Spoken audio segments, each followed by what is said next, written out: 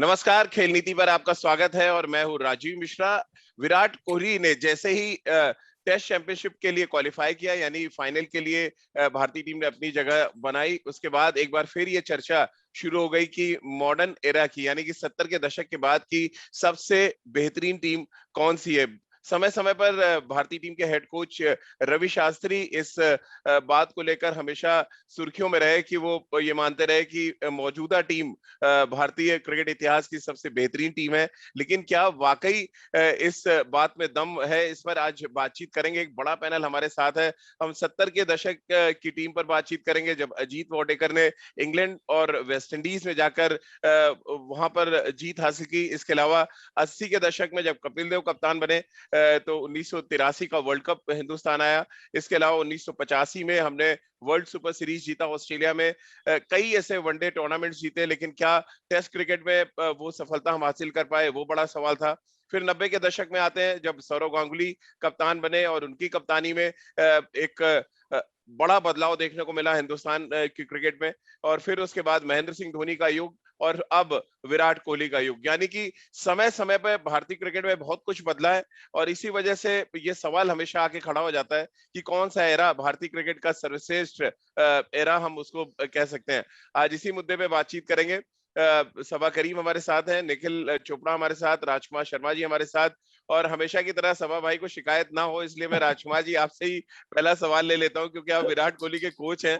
और modern era में जिस तरह से रवि शास्त्री बार बार क्लेम करते हैं कि सबसे बेहतरीन टीम है इतिहास की, क्या आपको भी ये लगता है विराट का कोच होने के नाते कि जो कुछ रवि शास्त्री हमेशा क्लेम करते हैं उस बात में बहुत दम है? देखिए राजीव, अगर स्टैट्स के हिसाब से देखें तो दम तो है इस बात में, क्योंकि बहुत अच्छा परफॉर्मेंस है पिछले 7-8 साल में और कंसिस्टेंट परफॉर्मेंस है। ये सबसे अच्छी बात है कि पहले होता था कि हमने ऐसा नहीं, nothing against all those greats जिन्होंने पहले सीरीज जीती ओवरसीज या एक एक दो दो मैचेस जीते, लेकिन ऐसा कभी नहीं देखने को मिला था कि भारत एक फेवरेट की तरह ऑस्ट्रेलिया जा रहा है या इंग्लैंड जा रहा है, कि एक स्ट्रांग टीम आ रही है। तो अब वो एक ओवरसीज में जाकर जो हमारी परफॉर्मेंस है वो जो काफी अच्छी और कंसिस्टेंट रही है, तो उसके मद्देनजर ये कहना रवि शास्त्री का कुछ हद तक ठीक भी है कि ये एक ऐसी टीम है जो जिसमें एक जज्बा है और ये सभी जीतने के लिए खेलते हैं। कोई भी, they are not scared of facing anybody at any place.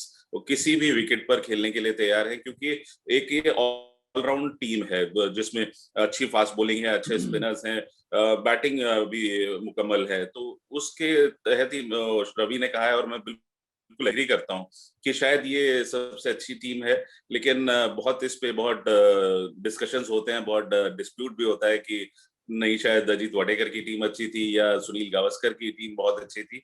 लेकिन अगर आप स्टैट्स के हिसाब से देखेंगे तो मुझे लगता है कि ये अभी तक की इंडिया की बेस्ट टीम है, जो ओवरसीज में भी अच्छा किया है और इंडियन कंडीशंस में तो अच्छा किया ही है। लेकिन निखिल भाई, 80s में जो कुछ हिंदुस्तान के क्रिकेट में बदलाव आया, हमने वर्ल्ड कप जीता, हमने ऑस्ट्रेलिया में जाके वर्ल्ड सुपर सीरीज जीता, हमने शारजा में कई बड़े टूर्नामेंट्स जीते।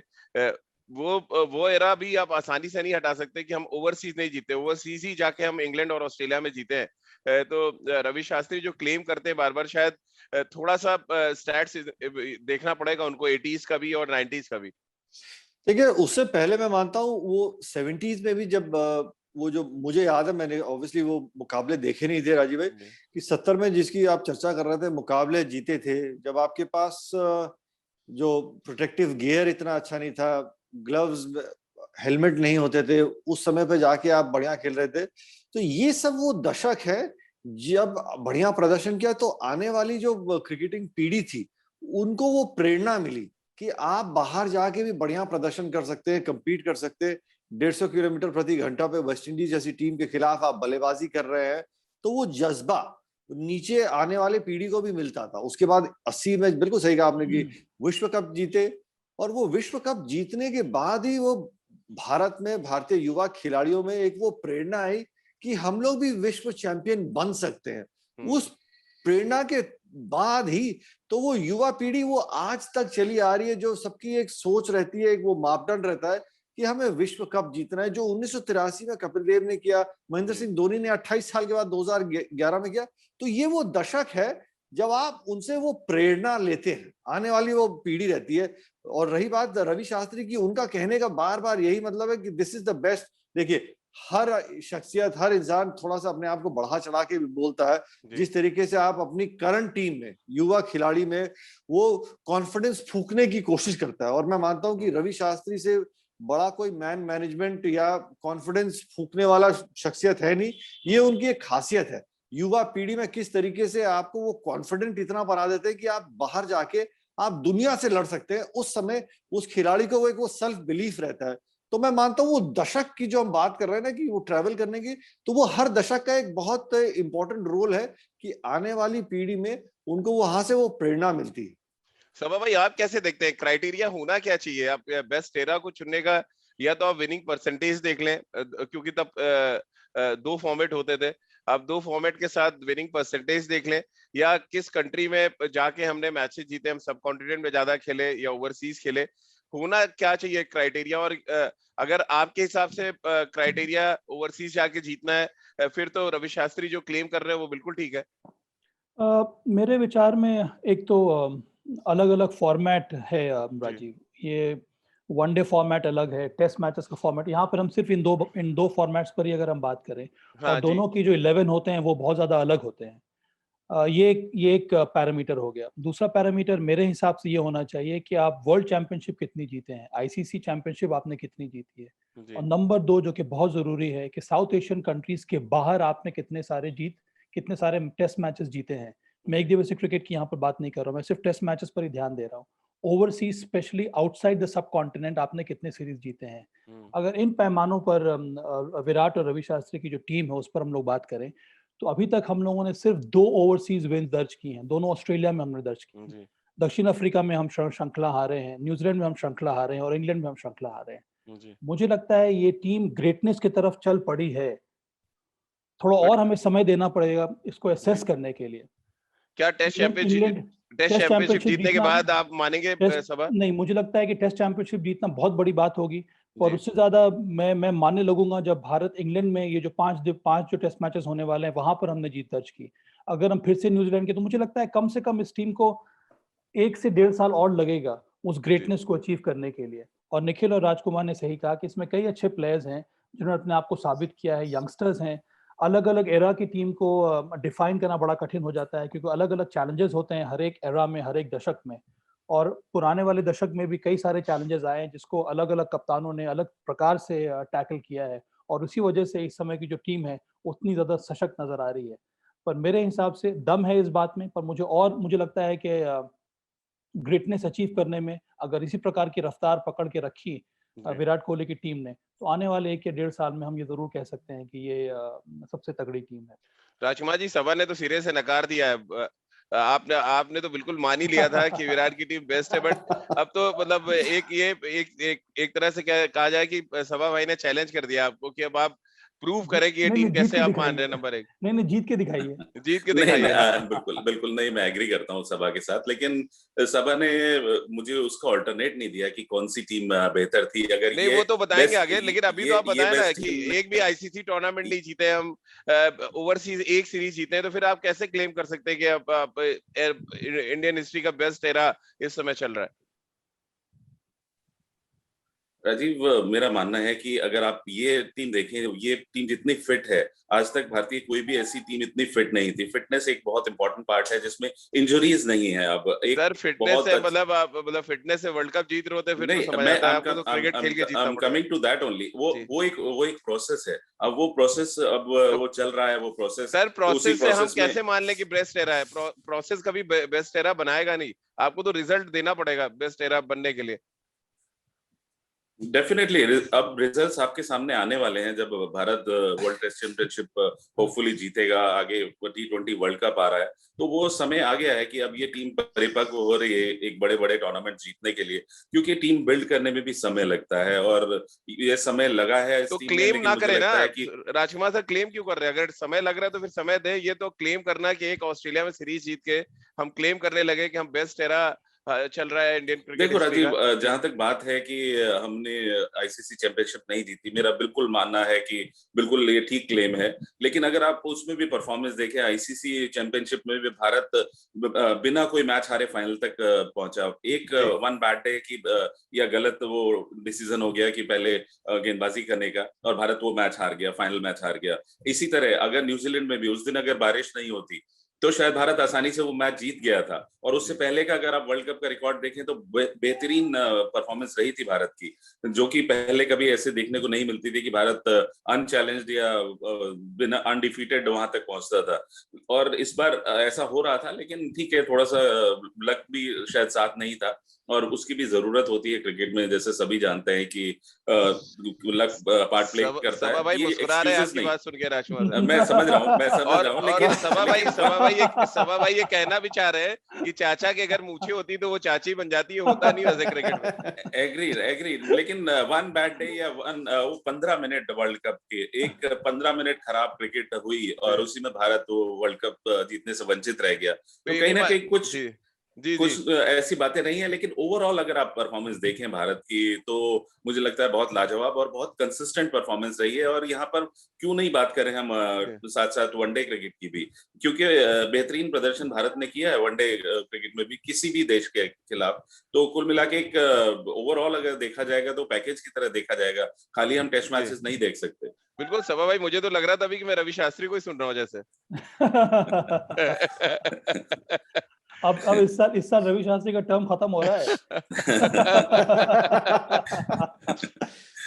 लेकिन सभा भाई आप दे जवाब, राजकुमार सर ने सवाल खड़ा किया कि क्राइटेरिया क्या, आपको जवाब देना पड़ेगा। अब जवाब तो मैंने पहले ही दे दिया था। मुझे ये लगता है कि मैं सारी बातें मान रहा हूँ राजकुमार की, पर जब तक कि आपके पास चैंपियनशिप नहीं आएगी राज, तब तक ये क्लेम करना बड़ा मुश्किल। हम लोग पुराने दशक में क्यों बात करते हैं, हम लोग क्यों बात करते हैं कि वेस्ट इंडीज की टीम जो है एक इनविंसिबल टीम थी? क्यों? क्योंकि 1975 वर्ल्ड कप, 1979 वर्ल्ड कप, जहां भी गए वो अपने घर में, बाहर गए, अपने कॉन्टिनेंट के बाहर गए, वहां पर उन्होंने जीता।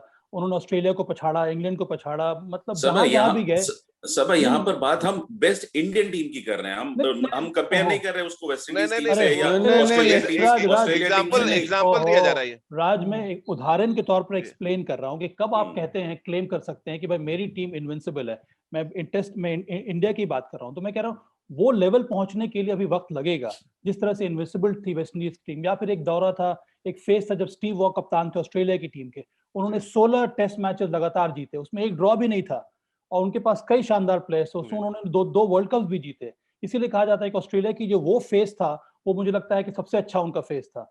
इस तरह से अगर देखा जाए, उस पैमाने पर अगर देखा जाए, तो भारत को भी थोड़ा समय लगेगा, मैं मानता हूं। इसीलिए मैंने कहा कि 1.5 साल में अगर भारत इस प्रकार के टेस्ट चैंपियनशिप जीत लेता है, आईसीसी की जो वर्ल्ड कप T20 वो जीत लेता है, 2023 में भी world cup, one day world cup जीत लेता है, तब हम मानेंगे भाई ये विराट कोहली की जो टीम है ये सबसे अच्छी टीम है, होनी भी चाहिए। क्योंकि अंत में परफॉर्मेंस ही आपको डिफाइन करता है आपकी टीम को।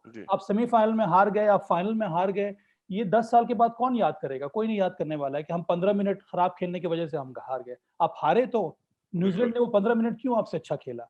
कोई ना कोई तो कारण होगा, क्योंकि कंडीशन तो दोनों के लिए एक थे। ये मुझे लगता है इस टीम में पोटेंशियल है, थोड़ा हमें और समय देना होगा। और मुझे पूरा विश्वास है, मुझे हमेशा ये लगता है कि ये टीम बहुत अच्छी है, रिसोर्सेस सबसे अच्छे अवेलेबल हैं अभी इस समय भारत के पास। बेंच स्ट्रेंथ हमारा इतना तगड़ा है, इससे ज्यादा तगड़ा बेंच स्ट्रेंथ भारत का कभी भी नहीं हुआ था, पर अभी थोड़ा और समय लगेगा। लेकिन निखिल भाई, मैं आपको पूरा समय दे रहा हूँ। सभा भाई कह रहे समय लगेगा, लेकिन मैं आपको समय दे रहा हूँ कि आप थोड़ा तड़का डाल सकते हैं जो चल रही है बहस उसमें। देखिए, बड़ा जरूरी है राजीव भाई, और राजू भाई भी हमसे सहमत यही होंगे। ये प्रतियोगिता क्यों होती है? जो दशक की बात करते हैं, कौन सी टीम बढ़िया है, कौन सी टीम बढ़िया नहीं है, ये विश्व कप क्यों होता है, ये चैंपियंस ट्रॉफी या ये वर्ल्ड टेस्ट चैंपियनशिप, ये क्यों होता है?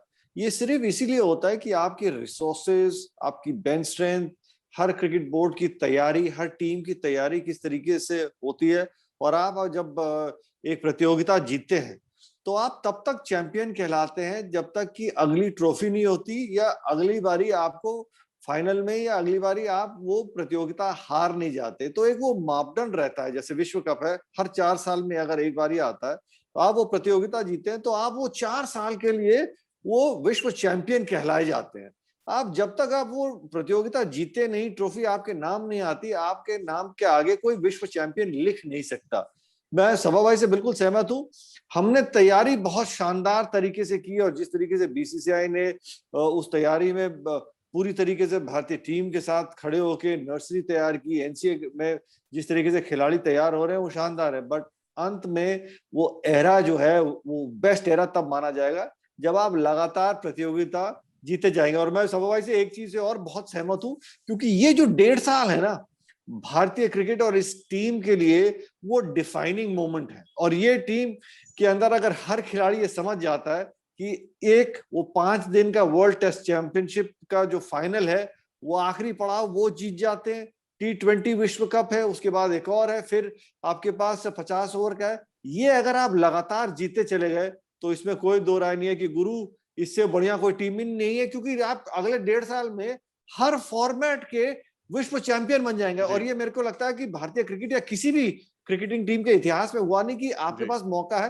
तीनों फॉर्मेट के विश्व चैंपियन बनने का। बिल्कुल। और ऐसा लग रहा है राजकुमार सर की निखिल भाई तो ऑस्टिन डालते ही थे, सभा भाई ने भी दस्ताने उतार के आपके अगेंस्ट गेंदबाजी शुरू कर दी। दोनों एंड से आपको गेंदबाजी झेलनी पड़ रही है। अब आप बताएं, मतलब ये दो हमारे जो एक्सपर्ट्स हैं वो मानने से कोई तैयार नहीं है। राजीव, इससे पहले कि राज कुछ बोले, ये भी आपको देखना होगा राज के कि रवि शास्त्री का एरा कब से शुरू हुआ है, रवि शास्त्री का टर्म कब से शुरू हुआ है। 2017 चैंपियंस ट्रॉफी हारने के बाद रवि शास्त्री ने कोच की भूमिका निभाना शुरू किया है। 2017 से लेकर 2021 हो रहा है, करीब 4 साढ़े 4 साल हो गए। उसमें इस टीम ने क्या क्या अचीव किया है in terms of overseas win test matches में और वर्ल्ड चैंपियनशिप। अभी तक हमारे पास कोई भी वर्ल्ड चैंपियनशिप नहीं आई है हाथ में इस 2017 के बाद से। उसके साथ साथ हमने सिर्फ 2 overseas outside the subcontinent test series जीती है ऑस्ट्रेलिया में, हमने उसके अलावा और कोई भी टेस्ट सीरीज जीती नहीं है। तो अभी जब जो भी आप जवाब दें इस पर जरा जरूर ध्यान देना, इसके लिए मैं बात ये रिपीट कर रहा हूँ। आने वाले समय में अगर वर्ल्ड टेस्ट चैंपियनशिप भारत जीत लेता है, अगर इंग्लैंड में हम श्रृंखला जीत लेते हैं, तब मैं मानूंगा कि हमने 70 और फिर हम वर्ल्ड कप T20 जीत लेते हैं, तब मुझे लगेगा कि हमने कम से कम बहुत ज्यादा अचीव कर लिया। कम से कम 80-85% हमारी टीम जो है वो बहुत ज्यादा सबसे तगड़ी मानी जाएगी। नहीं, एग्रीड सब। आप लोग कंपेयर कर रहे हैं भारतीय टीम को कि ये वेस्ट इंडीज की तरह उतनी डोमिनेटिंग नहीं है या स्टीव वॉ की टीम जैसी डोमिनेटिंग नहीं है। मैं कंपेयर कर रहा हूँ भारतीय टीम को जो 70s के बाद से रही। अगर अजीत वाडेकर की टीम 2 ओवरसीज जीती थी सीरीज, उसके बाद कपिल पाजी ने वर्ल्ड कप जीता, या हम वर्ल्ड चैंपियनशिप जीते थे ऑस्ट्रेलिया में, रॉकमिन्स कप था शायद। तो उस तरह वहां भी बहुत कम अचीवमेंट्स हैं, और ऑस्ट्रेलिया में जाकर ऑस्ट्रेलिया को हराना वो कोई मीन अचीवमेंट नहीं है। एंड इस बार तो ऐसा भी हुआ जबकि भारत की जो सीनियर प्लेयर्स थे वो बहुत सारे अवेलेबल नहीं थे, और उस बावजूद उसके भारत ने वो सीरीज जीती। तो ये आप ऑस्ट्रेलिया को ऑस्ट्रेलिया में हरा रहे हैं, जो कि पहले कभी नहीं होता आया था। कभी भी नहीं हुआ था कि भारत ने जाके इतनी डोमिनेटिंग क्रिकेट खेली हो और वहां पे कंसेक्यूटिव 2 सीरीज जीती हो। तो ये कोई मीन अचीवमेंट नहीं है भारत का, एक टीम बिल्डिंग प्रोसेस में है। लेकिन हाँ, अब इस टीम में वो कॉन्फिडेंस नजर आता है कि yes, they can look in their eyes and play. पहले की तरह बॉक डाउन होकर नहीं खेलते हैं, या ड्रॉ के लिए नहीं खेलते हैं, या हमारे सेक्रेटरी नहीं बोलते हैं कि 5-0 से हारेगी इंडिया, इंग्लैंड जा रही है तो, या ऑस्ट्रेलिया जा रही है तो, जैसे कि पहले कमेंट हमारे बीसीसीआई के सेक्रेटरी की तरफ से आ जाते थे। तो ऐसा नहीं है। अब इस टीम से सबको आशाएं हैं, पूरी उम्मीदें हैं कि ये एक ऐसी टीम है जो किसी भी टीम को उनकी कंडीशन में भी हरा सकती है, बिकॉज ये एक बहुत बैलेंस टीम है, बहुत फिट टीम है, अप्रोच अच्छा है। और जहां तक रवि शास्त्री की बात है, तो मैं रवि को बहुत क्रेडिट देना चाहूंगा कि जरूर जैसा आपने कहा कि बहुत ज्यादा आईसीसी ट्रॉफीज नहीं जीती हैं, लेकिन इस टीम को बिल्ड करने में, इस टीम को कॉन्फिडेंस देने में रवि का बहुत बड़ा योगदान है। बहुत अच्छा टीम जो मैनेजमेंट है उनका वो बहुत क्लास है, क्योंकि काफी बातचीत होती है मेरी प्लेयर्स से, तो एवरीबडी सेज कि उनका कंट्रीब्यूशन बहुत पॉजिटिव रहता है और वो एक जिम्मेदारी लेते हैं अपनी टीम की, जो कि अक्सर मैंने देखा कि फॉरेन कोचेस अगर हार जाते हैं तो वो टीम पर डाल देते हैं और अगर जीत जाते हैं तो अपना क्रेडिट लेना चाहते हैं। रवि ऐसा नहीं है, वो स्टैंड करते हैं अपनी टीम के साथ, अपनी टीम के लिए जवाबदेही उनके पास होती है, या अगर अच्छा नहीं भी खेला हो तो वो डिफेंड करते हैं, अपने प्लेयर्स को प्रोटेक्ट करते हैं, कॉन्फिडेंस देते हैं। तो वो एक सेंस ऑफ सिक्योरिटी अब इस टीम में काफी हद तक देखी जा रही है, जिस वजह से मेरा मानना है कि एक प्रोसेस में है ये टीम। मैं नहीं कहूंगा कि ग्रेटेस्ट बन गई है, yes it is likely to be the greatest team, और मेरा मानना है कि बहुत शानदार प्रोस्पेक्ट है इस टीम में आज तक की ग्रेटेस्ट टीम बनने के। लेकिन सबा भाई, अगर आप आईसीसी टूर्नामेंट्स को मापदंड मान रहे हैं कि ये एरा सबसे अच्छा था, फिर तो महेंद्र सिंह धोनी का एरा सबसे अच्छा माना जाएगा। 2007 में वर्ल्ड कप, 2011 में 50 ओवर का वर्ल्ड कप, फिर चैंपियंस ट्रॉफी, टेस्ट क्रिकेट में नंबर 1 बनना, तो उस एरा को भी वैसे कोई मानने को तैयार नहीं होता। महेंद्र सिंह धोनी का जो एरा एक चला, जिस तरह से मैचेस वो जीते, 24% मैच वो हारे हैं खाली अपने उस एरा में, तो टेस्ट और वनडे मिला लिए, बहुत बड़ा अचीवमेंट है सबा भाई। और तब रिसोर्सेज, या आज के हम गेंदबाजों के रिसोर्सेज देखें तो ये भी एक मुद्दा हो जाएगा कि रिसोर्सेज क्या थे और तब आप कैसे जीते। क्या उस एरा को फिर हम भारतीय क्रिकेट का सबसे बेहतरीन एरा मारे जब महेंद्र सिंह धोनी ने कप्तानी की और आईसीसी टूर्नामेंट्स हम जीतते चले गए? इसीलिए मुझे लगता है वो जबरदस्त अचीवमेंट रहा है एम एस धोनी का।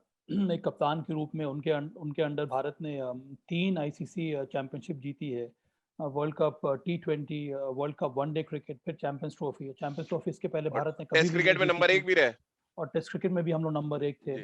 वहाँ पर रिसोर्सेज थे हमारे पास, वहाँ पर बहुत ज़्यादा प्रोफेशनल एटीट्यूड के साथ भारतीय टीम मैदान में उतर रही थी, और तब भी हम जब बाहर जा रहे थे खेलने के लिए हमारा प्रदर्शन काफ़ी अच्छा रह रहा था। हालांकि मैं मानता हूँ एक बहुत बड़ा अंतर ये है, जैसे कि राजकुमार ने कहा, कि ऑस्ट्रेलिया में या फिर ओवरसीज विंस टेस्ट मैचेस में एम एस धोनी की कप्तानी में भी भारत ने अचीव नहीं की थी। वो एक क्वेश्चन मार्क जरूर रहेगा। पर वनडे क्रिकेट में वर्ल्ड चैंपियनशिप मैचेस में भारत का शानदार प्रदर्शन रहा है। अब लोग कहते हैं कि जो सौरव गांगुली कप्तान थे तब वो गोल्डन एरा था भारतीय क्रिकेट का। मैं ये वहां पर भी यही जानना चाहता हूँ किस प्रकार से वो गोल्डन एरा था। हम लोगों ने कितने सारे वर्ल्ड कप जीते, उस एरा में भी हम लोगों ने कोई भी वर्ल्ड कप जीता नहीं, उस एरा में भी हम लोगों ने चैंपियंस ट्रॉफी नहीं जीती, उस एरा में भी हम लोग बाहर जाकर टेस्ट मैचेस जीते नहीं। ज्यादातर जो हम लोगों ने किया वहां पर जाके, हो सकता है कि हम लोगों ने सीरीज ड्रॉ की, आप चाहे वो दक्षिण अफ्रीका में या फिर ऑस्ट्रेलिया में हो। इंग्लैंड में भी ड्रॉ की थी दादा ने, इंग्लैंड में भी ड्रॉ किया। अगर हम ओवरसीज जीत की बात करें टेस्ट मैचेस में, तो कपिल देव की कप्तानी में 1986 में हम लोगों ने इंग्लैंड को हराया था। उसके बाद ऑस्ट्रेलिया में भी सीरीज जीते हैं। राहुल द्रविड़ की कप्तानी में भी हम लोगों ने, निखिल मुझे याद नहीं आ रहा वो सीरीज जब राहुल द्रविड़ कप्तान थे, 2002 में जीत दर्ज की थी। तो इसीलिए मुझे लगता है कि इस टीम में पोटेंशियल बहुत ज्यादा है, पर अभी भी नहीं। सबा जवाब नहीं दिया आपने मेरी बात का। क्या महेंद्र सिंह धोनी का एरा फिर आप बेहतरीन मानते हैं? मुझे लगता है मैं इस समय तो एम एस धोनी के एरा को सबसे महत्वपूर्ण मानता हूँ, क्योंकि हमने उस समय कोविटेड आईसीसी चैंपियनशिप जीती है इसीलिए। लेकिन टेस्ट सीरीज नहीं जीती, तो फिर वही बात आ जाती है कि फिर टेस्ट सीरीज तो फिर विराट की टीम जीत रही है, आईसीसी ट्रॉफी नहीं जीत रहे। तो थोड़ा सा बैलेंस तो रखना पड़ेगा यहाँ निखिल भाई, कि मतलब एक तरफ आप कह रहे हैं कि आईसीसी ट्रॉफी ठीक है मान लिया, लेकिन जैसी टेस्ट क्रिकेट की बात आती है फिर वो वहां पे नहीं है, वहां पे वो रिजल्ट नहीं थे महेंद्र सिंह धोनी कप्तानी में। जो रिजल्ट एक्चुअल आए दोनों फॉर्मेट में, वो 80s में, जो सभा ने भी कहा कि कपिल बाजी ने वर्ल्ड कप भी जीता, कपिल बाजी ने बैंसन एजेस सुपर सीरीज जीती, जाके शारजा में बैक टू बैक टूर्नामेंट जीते, और उसके अलावा ऑस्ट्रेलिया और इंग्लैंड को हराया जाके उनकी कंट्री में। तो फिर हम उस एरा को क्यों नहीं काउंट करेंगे? नहीं, उसी ने मैं कह रहा हूँ, जो एरा जो सबसे सर्वश्रेष्ठ माना जाता है, वो आने वाली पीढ़ी को वो दशक में एक वो प्रेरणा मिलती है। कपिल पाजी है, महेंद्र सिंह धोनी है। महेंद्र सिंह धोनी उस समय भी भारतीय टीम, जो आईसीसी का एक मापदंड था कि कितने आपको अंक मिलते हैं टेस्ट मैचेस जीतने के, उस हिसाब से भारतीय टीम पहली बारी टेस्ट चैंपियनशिप ना होते हुए पहली बारी वर्ल्ड नंबर 1 बनी थी कि टेस्ट टीम है ये। जो भी मापदंड थे, आपको जहां भी आप मुकाबले खेले, तब उस समय कितने मैचेस आप घर में खेले, बाहर में खेले, वो आईसीसी का लुकआउट है। बट महेंद्र सिंह धोनी के अंडर कम से कम आप T20 के विश्व चैंपियन बने, 50 ओवर की क्रिकेट के बने, और सर्वश्रेष्ठ टीम बने टेस्ट टीम, और जिस तरीके से कपिल पाजी, तो ये अलग अलग एराज है। बट मैं बिल्कुल सहमत हूँ सभा भाई से कि यहाँ पे अरे भी निखिल भाई, इस समय हेडलाइन भी तो देनी है, आप बताएंगे नहीं जब तक कौन सी टीम सबसे आगे कैसे हो गए, तो गोल मोल चलता ही रहेगा कि ये टीम नहीं नहीं अच्छी है। गोल मैं मानता मैं हूं तो कि रिजल्ट पे आना चाह रहा हूँ सीधे कि मैं इस जैसे समय राजकुमार जी ने क्लियर मान लिया है कि विराट कोहली का एरा जो है बेस्ट एरा है, जो उनकी टीम चल रही है, तो आपको तो मानना पड़ा। मैं तो आपको दे रहा हूँ ऑप्शन की, कपिल पाजी का ये ऑप्शन है और धोनी का ऑप्शन है।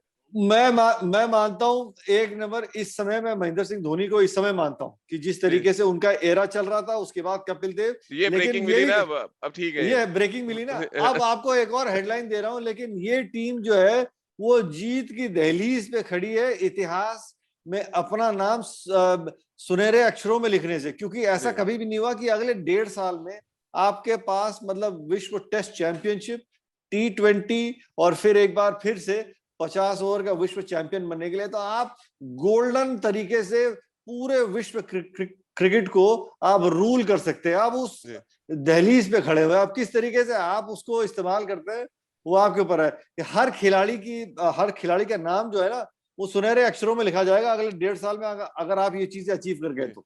क्या सभा भाई, बेहतरीन खिलाड़ियों का जमावड़ा होना भी आप किसी टीम को बेस्ट मान सकते हैं?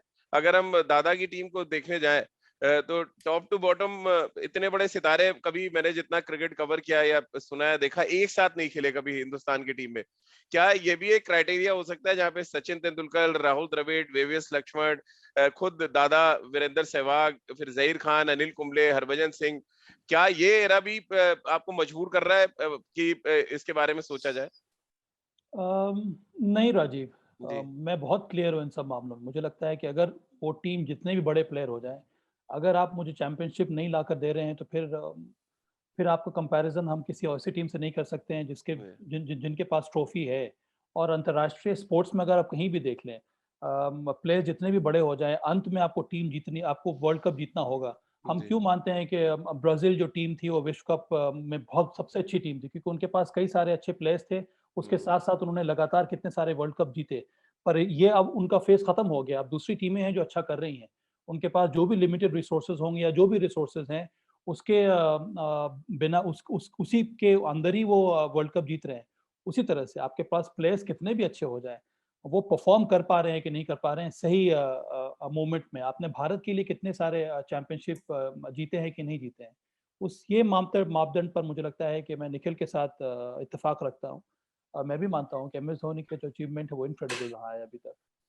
राजकुमार सर, ये तो सभा भाई आज एकदम ही खतरनाक मोड में है, ग्रीन टी के साथ पता नहीं क्या उन्होंने पिया हुआ, एकदम ही हर चीज को सिरे से नकार रहे हैं, पूरे 100% तरीके से मान रहे हैं। अब आप बताएं, महेंद्र सिंह धोनी के एरा के बारे में आप क्या कहेंगे? देखिए, उनके अचीवमेंट बहुत बड़े हैं, उसमें कोई डाउट आप ही नहीं मानते हैं कि बेस्ट टीम है एरा की? मेरा मानना है कि ये महेंद्र सिंह धोनी के पर्सनल अचीवमेंट्स बहुत बड़े थे। नहीं, और टीम की बात हो रही है। टीम देखिए ऑलमोस्ट यही टीम थी। यहीं से सीखा है विराट ने, एमएस से ही सीखा है कप्तानी। अरे तो क्लियर कट बोलिए ना, आप हेडलाइन आप भी तो दीजिए कुछ, आप बताइए। लेकिन उस समय रवि शास्त्री का कोच नहीं थे। हाँ नहीं, रवि बन गए थे जब वो एमएस कप्तान थे, तो रवि नहीं, रवि शास्त्री तो कमेंट्री कर रहे थे तब। रवि शास्त्री सिर्फ विराट कोहली के जब श्रीलंका की टीम गई थी, वो एक फेज था जहां पर टेस्ट मैचेस में रवि शास्त्री ने कोच थे जब विराट कोहली कप्तान। नहीं, एज ए क्रिकेट मैनेजर गए। मुझे याद है बांग्लादेश का दौरा था जब 2007 वर्ल्ड कप हारे हैं हम, जब ग्रेग चैपल को हटाया गया, देन हाँ तब एज ए क्रिकेट मैनेजर गए, वो कोच कभी नहीं रहे राजकुमार जी।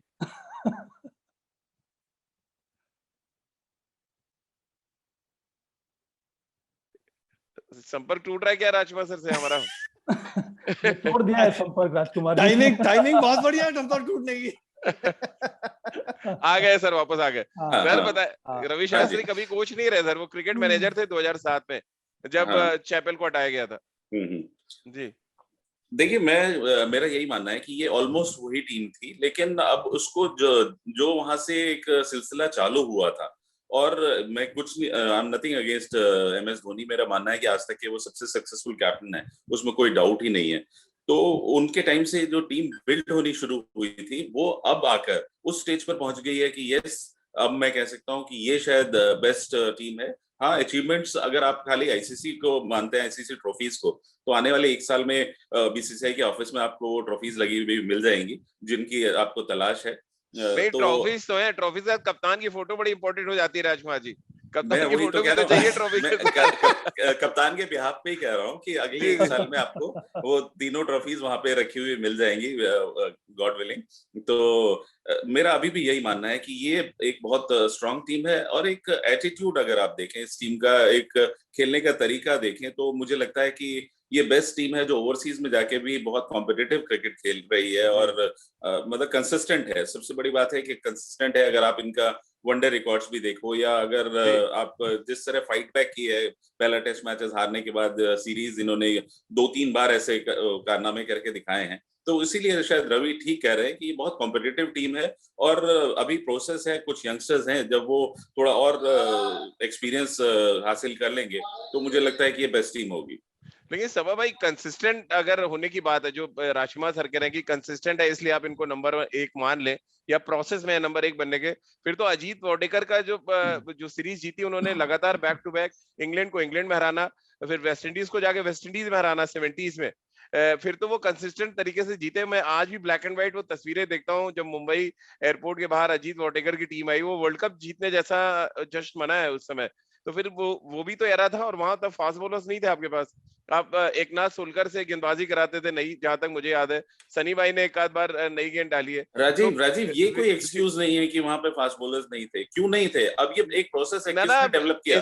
बीसीसी एक्सक्यूज नहीं है सर, मैं तो बता रहा हूँ रिसोर्सेज की जो बात आप कह रहे हैं, नहीं, कि रिसोर्सेज आज हैं, पहले नहीं थे, अब और उसके रिसोर्सेज बाद भी डेवलप जीत किए रहे हैं हो। ना, नहीं तो रिसोर्सेज डेवलप किए हैं। अरे अच्छी बात, हम तो बहुत शुक्रगुजार है कि रिसोर्सेज हुए, लेकिन यहाँ मुद्दा ये है कि उस एरा में जब वो जीते हैं तो उनके पास वो रिसोर्सेज नहीं थे, तब जीते। मैं ये कह रहा हूँ, अभी तो हम जीत रहे हैं तो अच्छी बात है, फास्ट बॉलर जिता रहे हैं, तब तो फास्ट बॉलर थे ही नहीं। अब नहीं, एकनाथ सोलकर को आप फास्ट बॉलर मानेंगे? तब हमारे पास ग्रेट सुनील गावस्कर थे जो एक हैंड पे खड़े रहते थे और मैच जिताते थे। तो आप तो मान रहे रिसोर्स आप 70s के एरा को बेस्ट मान रहे हैं मतलब? नहीं, मैं नहीं मान रहा, मैं गावस्कर को ग्रेट मानता हूँ और बता रहा हूँ। और यार आप इंडिविजुअल पे चले जा रहे हैं। देखिए सभा भाई, कभी ये कहते हैं महेंद्र सिंह धोनी, अब सुनील गावस्कर पे आ गए। बट मैं आपसे जानना चाह रहा हूँ, 70s के एरा को क्यों नहीं मानते कि one of the best era रहा है इंडियन क्रिकेट का? राजीव, क्योंकि उस समय उतनी कंसिस्टेंसी नहीं थी उस एरा में मैचेस जीतने नहीं, की। आप अब राजकुमार सर कह रहे हैं बैक टू बैक अगर आप सीरीज जीते तो मानना पड़ेगा आपको कि आप कंसिस्टेंट है। नहीं, बैक टू, इसीलिए तो मैं इस बात से इत्तेफाक नहीं रखता हुआ जी। मुझे लगता है कि जब से ये कॉन्टेक्स्ट शुरू हुआ है, हर एक जो मैचेस हो रहे हैं उसका कुछ ना कुछ कॉन्टेक्स्ट है, तब उसका महत्व ज्यादा बढ़ता गया है। आप अब जैसे कि वर्ल्ड टेस्ट चैंपियनशिप हो रही है, हर एक टेस्ट मैचेस जो हो रहे हैं उसमें आपको पॉइंट्स मिल रहे हैं, तो इसमें कंपटीशन बढ़ गया है, इसमें जो क्वालिटी है वो ज्यादा अच्छी नजर आ रही है, और आप कुछ लीड कर रहे हैं मैचेस जीतने के बाद, तो उसमें जो मुझे लगता है कि जो स्टेक्स हैं बहुत ज्यादा बढ़ गए हैं। उसी प्रकार से अब T20 भी क्वालिफायर्स हो रहे हैं, उसी प्रकार से आपके वनडे मैचेस के भी क्वालिफायर्स हो रहे हैं। तो वर्ल्ड कप क्वालिफाई करने के लिए आपको कई सारे क्वालिफाइंग मैचेस खेलने होते हैं, तो कॉन्टेक्स्ट बहुत अच्छा हो गया इस समय। उस समय इस प्रकार का कोई भी पैमाना था नहीं। उस लिहाज से अगर देखा जाए तो अंत में आपको यही देखना होगा कि उस समय बड़े-बड़े सीरीज अजीत वाडेकर जी की कप्तानी में हमने कितने सारे जीते। वहां पर हमने बाहर जाकर सिर्फ इंग्लैंड को ही हराया है, उसके अलावा हमारा प्रदर्शन उतना अच्छा हुआ नहीं है। उस समय ऐसा भी हुआ कई बार कि भारत में हम खुद होम सीरीज हार गए हैं। तो इस वजह से मुझे नहीं लगता है कि वो जो एरा था अजीत वाडेकर की कप्तानी, वो सबसे अच्छा एरा था। मैं इसीलिए बार-बार दोहरा रहा हूँ कि मेरे लिए आईसीसी चैंपियनशिप जीतना बहुत ज्यादा जरूरी है।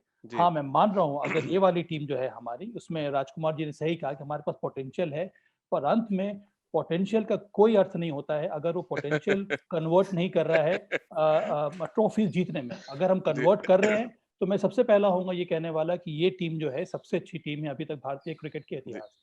बिल्कुल। और अगर हम एवरेज वाइज जाएं निखिल भाई, तो उस एरा में तो आप भी खेले जब अजहर भाई कप्तानी करते थे, और 67% मैचेस उन्होंने जीते हैं। तो फिर अगर आप कंसिस्टेंट क्रिकेट खेलने की बात करें, वनडे और अगर आप दोनों मिला लें, और उन्होंने ट्रॉफीज भी जीती अजहर भाई ने, जब सचिन ने बहुत धमाकेदार शतक लगाया था शारजा में। मैं इंडिविजुअल नहीं हूँ यहाँ पे, मैं टीम की बात करूंगा। तब आप कैसे देखते हैं, अगर ट्रॉफी जीतने की भी बात है और कंसिस्टेंटली आप टेस्ट क्रिकेट जीतने की बात कर लें तो? राजीव भाई, आप मतलब आर्गुमेंट से उस दौरे के उस दशक की भी बात करेंगे, लेकिन बात वही है कि आप कौन से कितने मल्टीनेशन टूर्नामेंट जीते। अंत में वही एक वो दशक सबसे ज्यादा माना जाता है, या एक जो कप्तान के अंडर आप कितना कुछ जीते हैं जी। जो आपको विश्व चैंपियन कहला जाता है। आप चाहे जितना कंसिस्टेंट खेल लीजिए, लेकिन अंत में वही टीम सर्वश्रेष्ठ मानी जाती है। जी। कि आईसीसी ने अगर एक मापदंड रखा है मल्टीनेशनल टूर्नामेंट में, T20 50 ओवर की क्रिकेट और टेस्ट चैंपियनशिप, या आप नंबर 1 टेस्ट टीम बनते हैं विश्व में, कि जो एक वो नंबर्स का फॉर्मेट है उसके हिसाब से सबसे टॉप पे कौन है, और वही नाम लिखा जाता है क्रिकेट के इतिहास में। ये टीम विश्व चैंपियन रही है इस साल से लेके इस साल तक, तो आप उसी को सबसे सर्वश्रेष्ठ मानेंगे जी। ना। हम लोग वही बात कर रहे हैं कि कंसिस्टेंट बहुत बढ़िया खेले, लेकिन जब फाइनल दौड़ आई तो जीत नहीं पाए। जी। पर इस टीम में मैं अभी भी कह रहा हूं, इतिहास बनाने की नहीं, मतलब ऐसा एक इतिहास रचने के पास एक मौका है अगले 1.5 साल में, जो कोई टीम आने वाले समय में शायद ना कर पाए, क्योंकि जी। वो प्रतियोगिता जितनी भी है ना वो फिर और स्प्रेड हो जाएंगे, फिर आपको और कंसिस्टेंट खेलना इतने स्प्रेड ऑफ टाइम में बहुत मुश्किल रहेगा। बिल्कुल। और कुल यहाँ मिला पे के यहाँ जी पे मैं जी राशिद सर। सभा से कहना चाहूंगा कि बीसीसीआई में उनकी बड़ी अच्छी जानकारी है, तो बीसीसीआई ऑफिस में वो जगह बनवा दें इन ट्रॉफीज के लिए अभी से जो अगले 1-1.5 साल में आने वाली है। राज लेकिन राज कुल राज में राज मेरा जो कमरा है ना वो खाली हो गया है, उसमें जगह बहुत ज्यादा है। लेकिन मैं तो कुल ये मिला चाह रहा के हूँ कि विराट कोहली के साथ साथ आपकी फोटो भी साथ वहीं लग जाए। तो कुल मिला के नतीजा तो यही निकला है कि आज के इस रोमांचक मैच में निखिल चोपड़ा और सबा करीम की घातक गेंदबाजी के सामने राजकुमार शर्मा जी टिक नहीं पाए। बहुत बल्लेबाजी करने की उन्होंने कोशिश की है, लेकिन ये मैच अब बारिश की वजह से रोकना पड़ रहा है, और इसमें एक रिजर्व डे भी रखा गया है, और ये रिजर्व डे तब आएगा जब टेस्ट चैंपियनशिप का फाइनल खत्म हो जाएगा, तो हम एक बार फिर उस रिजर्व डे पे ये मैच आगे शुरू करेंगे। बहुत बहुत शुक्रिया आप तीनों का हमारे साथ जुड़ने के लिए। तो खेल नीति के का हर एपिसोड आप ivmpodcast.com के फेसबुक पेज पे और ivmpodcast.com के यूट्यूब चैनल पे देख सकते हैं। इसके अलावा खेल नीति के हर एपिसोड को आप गाना, स्पॉटिफाई, गूगल पॉडकास्ट और ivmpodcast.com पर रोज सुन सकते हैं। बहुत बहुत शुक्रिया आप सभी का हमारे साथ जुड़ने के लिए। IVM